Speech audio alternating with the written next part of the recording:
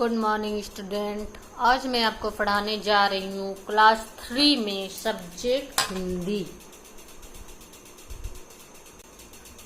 आज हम page number 16 बनाने जा रहे हैं। सही कथन के सामने सही तथा गलत के सामने गलत कथन लगाइए। गंगादास बहुत निधन व्यक्ति था। सही, गंगादास जमींदार के यहाँ सुदामा की नौकरी चाहता था। गलत, वो नौकरी नहीं चाहता था, वो उसे उस शिक्षा दिलवाना चाहता था। चोरी की खबर पर राजा ने गंगादास को गिरफ्तार करवा दिया। सही,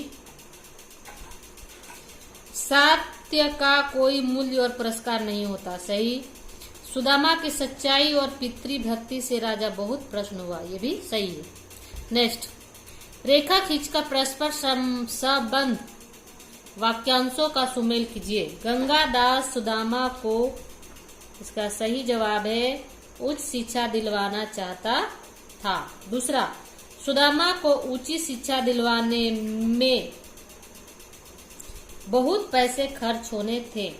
जो भी चोर पकड़वाएगा उसे मुंह मांगा इनाम दिया जाएगा। गंगादास को तुरंत गिरफ्तार कर लिया गया। राजा सुदामा की पितृभक्ति से चकित और प्रफुल्लित हुए।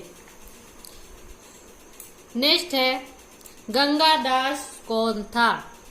इसका जवाब है गंगादास बहुत ईमानदार, परिश्रमी और स्वामी भक्त था।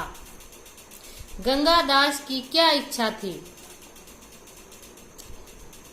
गंगादास की इच्छा थी कि वह अपने 10 वर्ष बालक सुदामा को किसी अच्छे स्कूल में पढ़ा सके। गंगादास ने चोरी क्यों की थी?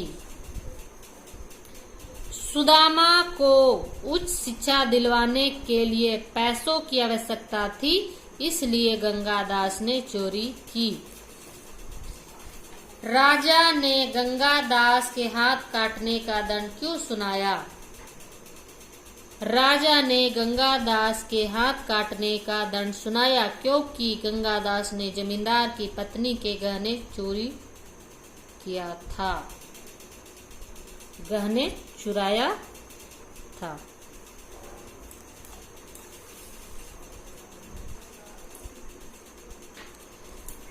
गंगादास का दंड किस प्रकार माफ किया गया?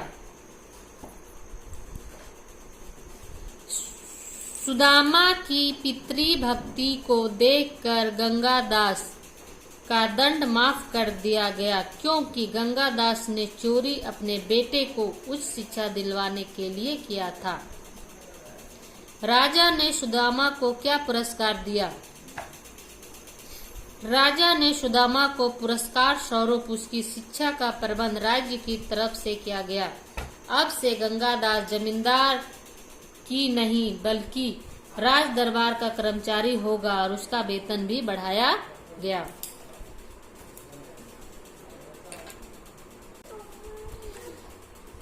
इन्हें क्या कहा जाता लिखे। जो चोरी करता है चोर, जो लोगों की चिकित्सा करे चिकित्सक, जिसका स्वास्थ्य अच्छा हो स्वस्थ, जिसका आकार न हो निराकार, जो नौकरी करे कर्मचारी।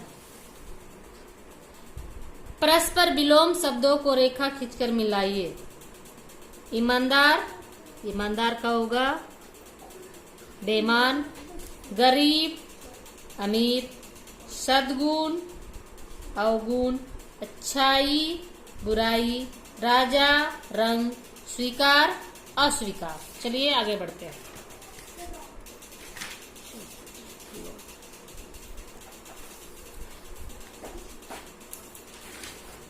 बड़ी की मात्रा जोड़कर नए शब्द बनाइए। जैसे ईमानदार, ईमानदारी। गरीब, गरीबी। धन, धनी। गुण, गुनी।